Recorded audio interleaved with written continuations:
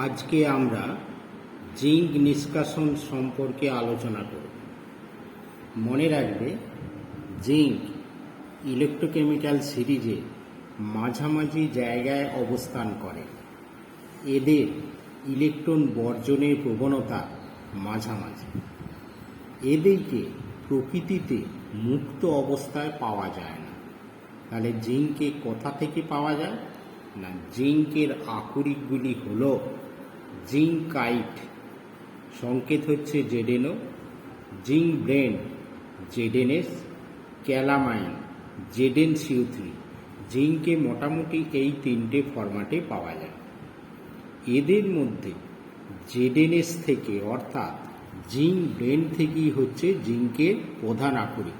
এবং তাহলে জিঙ্কের প্রধান আকরিক কি, জেডেনএস বা জিঙ্ক ব্লেন্ড, এবং এই জেডেনএস থেকেই জিঙ্কে নিষ্কাশন করা হয়। তাহলে আমরা আজকে জেডেনএস থেকে কিভাবে বা জিঙ্ক ব্লেন্ড থেকে কিভাবে জিঙ্কে নিষ্কাশন করা যায় সেগুলো সম্পর্কে আলোচনা করব। প্রথমেই জানতে হবে কোন পদ্ধতিতে জিঙ্কে নিষ্কাশন করা হয়। মনে রাখবে, আগেই বললাম, জিঙ্ক ইলেকট্রোকেমিক্যাল সিরিজের মাঝামাঝি জায়গায় অবস্থান করে। এদের অক্সাইডগুলো মোটামুটি স্থায়ী, তাই এদিকে কার্বন বিজারণ পদ্ধতিতে এদিকে নিষ্কাশন করা যায়। অর্থাৎ জিঙ্কের অক্সাইডের সঙ্গে কোক চূর্ণ যোগ করে উচ্চ উষ্ণতায় উত্তপ্ত করে জিঙ্ক ধাতুকে নিষ্কাশন করা যায়। অর্থাৎ জিঙ্কে কার্বন বিজারণ পদ্ধতিতে নিষ্কাশন করা যায়।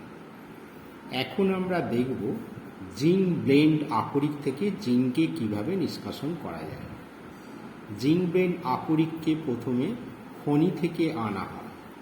খনি থেকে যে জিঙ্ক ব্লেন্ড আকরিকটা নেওয়া হয় তার মধ্যে আসল পদার্থ হলো জেডেনএস, এবং এর মধ্যে নানা রকম অশুদ্ধি মেশানো থাকে।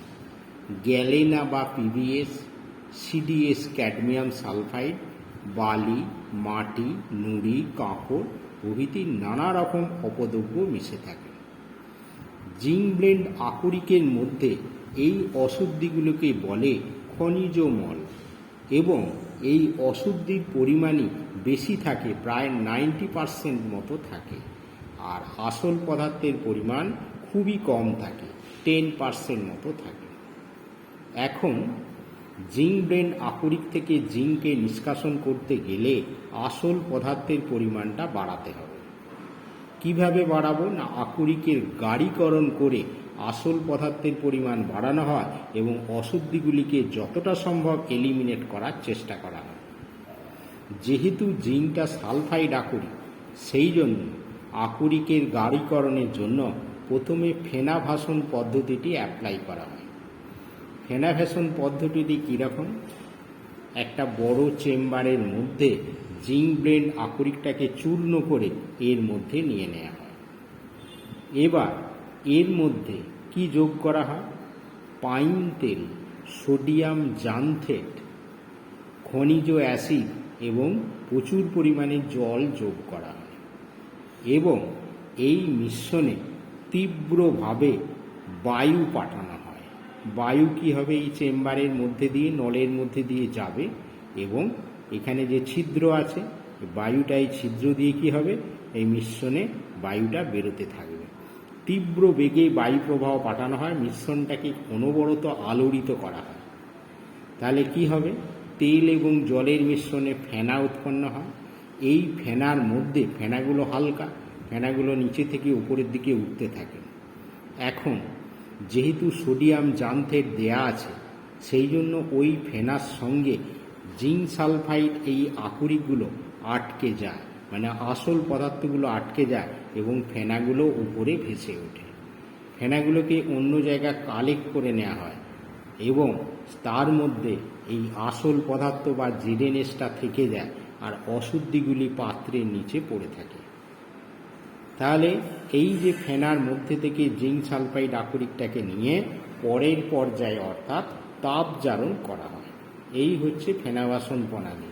এই পদ্ধতির সাহায্যে কি করা হয়, এই পদ্ধতির সাহায্যে বেশিরভাগ অশুদ্ধিগুলিকে এলিমিনেট করে দেওয়া হয়। তাহলে যে জেডএনএস আকরিকটা পেলাম সেটা মোটামুটি বিশুদ্ধ। ওটাকে নিয়ে তাপজারণ করা হয়। তাপজারণ পদ্ধতিটি কীরকম? জেডএনএসটাকে নিয়ে ওকে গলনাঙ্কের কম উষ্ণতা এবং কিছুটা বায়ুপ্রবাহের উপস্থিতিতে ওটাকে তীব্র তাপে উত্তপ্ত করা হয়। উত্তপ্ত করলে কি চেঞ্জ হবে? আকরিকটা যদি ভিজে থাকে তাহলে আকরিকের মধ্যে জল জলীয় বাষ্পরূপে নির্গত হয়। আকরিকের মধ্যে যদি মুক্ত কার্বন, সালফার এবং আর্সেনিক এগুলো থাকে, কার্বনটা কার্বন ডাইঅক্সাইড, সালফারটা সালফার ডাইঅক্সাইড, আর্সেনাসটা আর্সেনাস অক্সাইড গ্যাস রূপে নির্গত হয়। সালফাইড আকরিকগুলি অক্সাইডে পরিণত হয়। এই যে জেডএনএস বায়ুপ্রবাহ দেওয়া হয়েছে, এর প্রভাবে অক্সাইডে পরিণত হয় এবং সালফার ডাইঅক্সাইড গ্যাস উৎপন্ন হয় এবং আকরিকটি সচ্ছিদ্র হয়, যার ফলে পরের কাজগুলো করতে সুবিধা হয়। তাহলে তাপজারণ পদ্ধতির মেন উদ্দেশ্য সালফাইড আকরিকগুলিকে অক্সাইডে পরিণত করা। তাপজারণ করার সময় কতগুলো বিষয়ের দিকে নজর দিতে হবে, নাহলে কিন্তু জিঙ্ক নিষ্কাশন ভালো হবে না। কি? এক, জিঙ্ক ব্লেন্ডের তাপজারণের সময় উষ্ণতা ও বায়ুপ্রবাহ নিয়ন্ত্রণ করার দরকার হয় কেন? এর কারণটা হচ্ছে, শোনো ভালো করে, যদি বায়ুপ্রবাহ অতিরিক্ত দেয়া হয় তাহলে কি হবে? বায়ুপ্রবাহ বেশি হলে সালফাইড আকরিকটা অক্সাইডে পরিণত না হয়ে সালফেট লবণে পরিণত হয় এই রকম রিয়াকশন দ্বারা। এই সালফেট লবণটা পরের ধাপে মানেটা কি? কোক চূর্ণর সঙ্গে রাসায়নিক বিক্রিয়া করে কি হয় না, জিঙ্ক মেটালে পরিণত না হয়ে জিঙ্ক সালফাইডে আবার পরিণত হয়। মানে যেখান থেকে শুরু করেছিলাম আবার সেটা হয়ে গেল। সেই জন্য কি করা হয় না, বায়ুপ্রবাহটা অতিরিক্ত দিলে হবে না, যাতে করে না জিঙ্ক সালফেট তৈরি হতে না পারে সেটা নজর দিতে হবে। উষ্ণতাটাকে কেন নিয়ন্ত্রিত করা হয় না, উষ্ণতা দেখতে হবে কোনো কারণে খুব কমে যেন না যায়। উষ্ণতা বেশি হলে অনেক সুবিধে আছে। যদি কোনো কারণে জিঙ্ক সালফেট তৈরি হয়ে যায়, ওই জিঙ্ক সালফেটটা ডিকম্পোজ করে অক্সাইডে পরিণত হয় এইরকম রিয়াকশান দিয়ে। তাহলে অক্সাইডে পরিণত হলে কি হবে না, পরের ধাপে কার্বন বিজারণে সুবিধে হবে। কিন্তু বায়ুপ্রবাহ যদি নিয়ন্ত্রণ করা হয় কি সুবিধে হবে?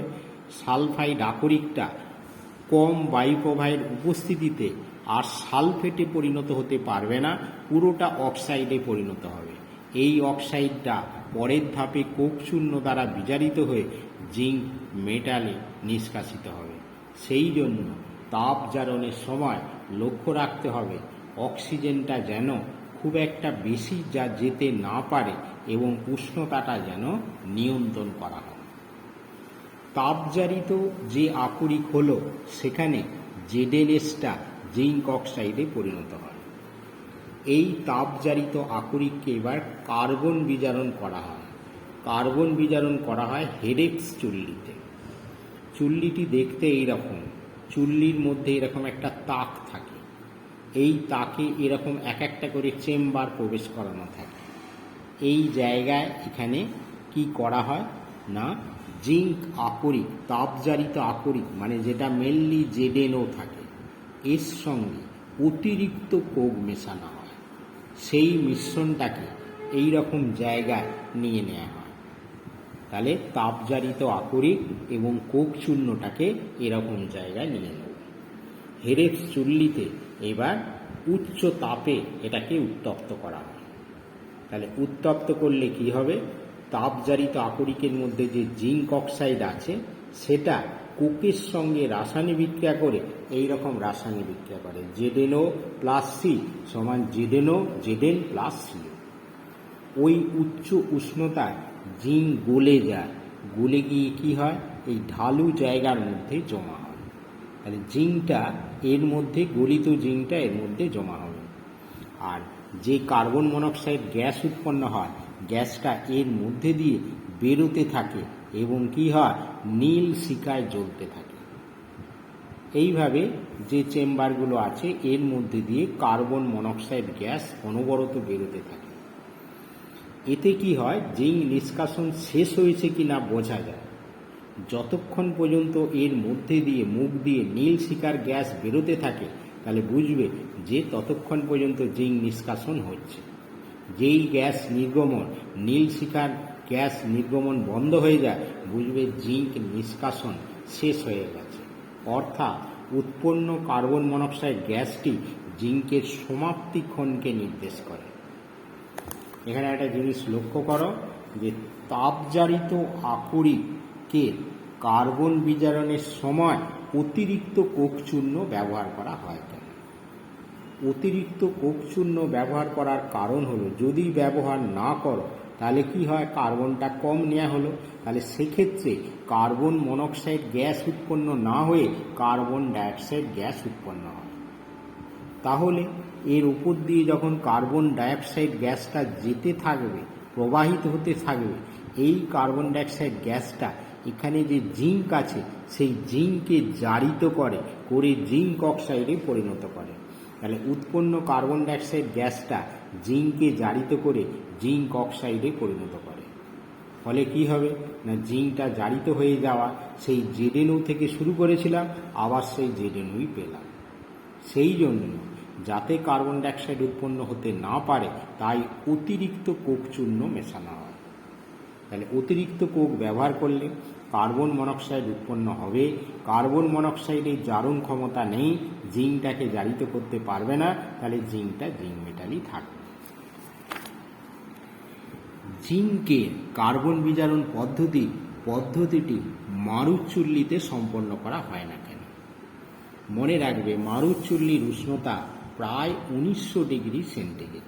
হাই টেম্পারেচারে মারুচুল্লিতে ধাতু নিষ্কাশন হয়, কিন্তু জিঙ্কের গলনাঙ্ক প্রায় 920 ডিগ্রি সেন্টিগ্রেড। তাহলে এত উচ্চ উষ্ণতায় জিঙ্ক নিষ্কাশন করলে কি হবে না, জিঙ্ক ধাতুটি গলিত হয়ে ভেপার বা বাষ্পীভূত হয়ে মিশ্রণ থেকে নির্গত হয়ে যাবে। অর্থাৎ জিঙ্ক ধাতুকে আর আমরা পাবো না, সেটা বাষ্পীভূত হয়ে বেশিরভাগ জিঙ্ক ধাতু নষ্ট হয়ে যায়। তাই এত উচ্চ উষ্ণতায় বিক্রিয়া করা হয় না, অর্থাৎ জিঙ্ককে মারুচুল্লিতে করা হয় না। আরেকটি প্রশ্ন লক্ষ্য করো, জিঙ্কের উষ্ণতা 920 ডিগ্রি সেন্টিগ্রেড হওয়া সত্ত্বেও কার্বন বিজারণের সময় উষ্ণতা 1400 ডিগ্রি সেন্টিগ্রেড রাখা হয় কেন? এর কারণ হচ্ছে যখন জিঙ্ক নিষ্কাশন করি জিঙ্ক অক্সাইডের সঙ্গে অতিরিক্ত কোক মেশানো হয়। অতিরিক্ত কোক মেশানোর কারণ কোনো ক্রমে কার্বন ডাইঅক্সাইড উৎপন্ন হতে দেয়া যাবে না। যাতে কি হয়, তাহলে কার্বন ডাইঅক্সাইড উৎপন্ন হলে কি করবে, উৎপন্ন জিঙ্ককে আবার জারিত করবে। আমাদের সব সময় কার্বন মনোক্সাইড উৎপন্ন করতে হবে। সেই কার্বন মনোক্সাইড উৎপন্ন কিভাবে হয় লক্ষ্য করো, জিঙ্ক অক্সাইডের সঙ্গে প্রথমে কোক রাসায়নিক বিক্রিয়া করে জেডেন আর CO2 হয়। ওই CO2টা অতিরিক্ত কোক ব্যবহার করলে কার্বন মনোক্সাইড উৎপন্ন হয় এবং এটা একটা তাপ শোষক বিক্রিয়া। অর্থাৎ এই বিক্রিয়া দুটি অনবরত হয়। তাপ শোষক বিক্রিয়া মানে কি হবে, মিশ্রণের উষ্ণতাকে ধীরে ধীরে কমিয়ে দেবে। তাই যদি বিক্রিয়াটি আমি 920 ডিগ্রি সেন্টিগ্রেডে সম্পন্ন করতে যাই তাহলে এই তাপশোষক বিক্রিয়ার ফলে বিক্রিয়ার উষ্ণতা ধীরে ধীরে কমে যায়। তাহলে কমে গেলে বিক্রিয়াটির উষ্ণতা এত কমে যাবে যে জিঙ্ক নিষ্কাশন আর হবে না। সেই জন্য কী হয়, একটু বেশি প্রায় 1400 ডিগ্রি সেন্টিগ্রেড উষ্ণতা রাখা হয়। একটু বেশি রাখলে কি হবে, এই যে এখানে টেম্পারেচারটা কমে যাওয়ায় 1400টা কমে 920তে গিয়ে দাঁড়াবে, তার ফলে জিঙ্ক নিষ্কাশনটা ভালো হবে। সেই জন্য মোটামুটি 920তে না করে একটু বেশি করা হয়, যাতে কি হয় না টেম্পারেচারটা কমে গেলেও 920তে গিয়ে থাকতে পারে। তাহলে এই হচ্ছে জিঙ্ক নিষ্কাশন হলো। জিঙ্কের মধ্যে এইভাবে যে জিঙ্ক নিষ্কাশন হয় সেই জিঙ্কটা কিন্তু পুরোপুরি বিশুদ্ধ নয়, এর মধ্যে কিছু অশুদ্ধি থাকে। কি কি অশুদ্ধি থাকে, ওই জিঙ্কের মধ্যে lead, cadmium, iron, arsenic, silicon, zinc oxide এইরকম নানা রকম অশুদ্ধি থাকে। এই অশুদ্ধিযুক্ত জিঙ্ককে স্পেল্টার জিঙ্ক বলা হয়। স্পেল্টার জিঙ্কের মধ্যে 97 থেকে 98% জিঙ্ক আছে, আর বাকি 3% এরকম ইম্পিউরিটি আছে। এখন এই অশুদ্ধ জিঙ্ককে ব্যবহার করলে তো চলবে না, তাহলে নষ্ট হয়ে যাবে। এই জিঙ্ককে আগে 100% পিওর করতে হবে। স্পেল্টার জিঙ্ক থেকে বিশুদ্ধ জিঙ্ক দুটি পদ্ধতিতে করা যায়, একটা পাতন পদ্ধতি আর একটা তড়িৎ বিশোধন বা ইলেকট্রো রিফাইনিং পদ্ধতিতে করা হয়। তা আমরা আজকে ইলেকট্রো রিফাইনিং পদ্ধতিতে কিভাবে স্পেল্টার জিঙ্ক থেকে বিশুদ্ধ জিঙ্ক পাওয়া যায় সে সম্পর্কে বলব। বিশুদ্ধিকরণ। এই যে স্পেল্টার জিঙ্ক পাওয়া গেল, এই স্পেল্টার জিঙ্ককে এরকম ছোট ছোট অসংখ্য পাতে তৈরি করা হয়। এই পাতের মধ্যে 97% বিশুদ্ধ জিঙ্ক আর 3% এই সব অশুদ্ধিগুলো থাকে। ছোট ছোট নানা রকম পাতে পরিণত করা হয়। এই পাতগুলিকে অ্যানোড রূপে ব্যবহার করা হয়। আর বাজার থেকে বিশুদ্ধ একটা জিঙ্কের পাত কিনে নেওয়া হয়, সেটাকে ক্যাথোড রূপে ব্যবহার করা হয়।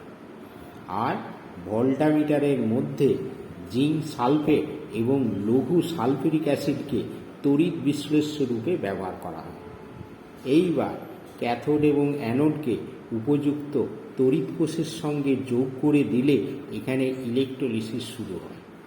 ইলেকট্রোলিসিস হলে কি হবে?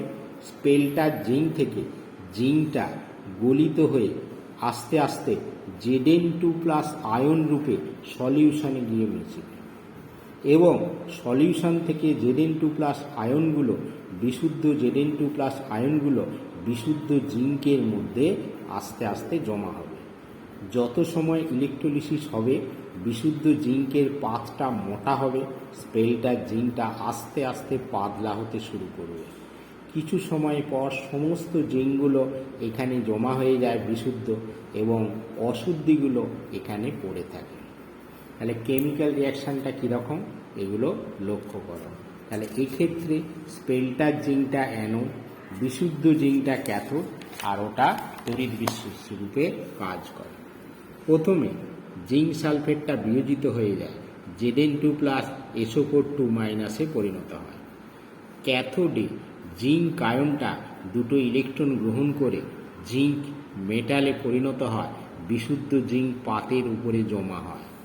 অ্যানোডে যে স্পেল্টার জিঙ্ক আছে সেই জিঙ্কটা দুখানা ইলেকট্রন বর্জন করে জিঙ্ক আয়ন তৈরি করে এবং সলিউশনে গিয়ে জমা হয়। তাহলে স্পেল্টার জিঙ্ক থেকে জিঙ্কটা ইলেকট্রন রিলিজ করে সলিউশনে যায়, এবং সলিউশন থেকে Zn2+ আয়নটা ক্যাথোডে রাখা বিশুদ্ধ জিঙ্কের মধ্যে জমা হয়। এই হচ্ছে জিঙ্কের বিশুদ্ধিকরণ। যেটুকু বললাম ভালো করে করবে, বইটি ভালো করে দেখবে, তাহলেই বিষয়টি বুঝতে পারবে। আজকে এখানেই শেষ করলাম।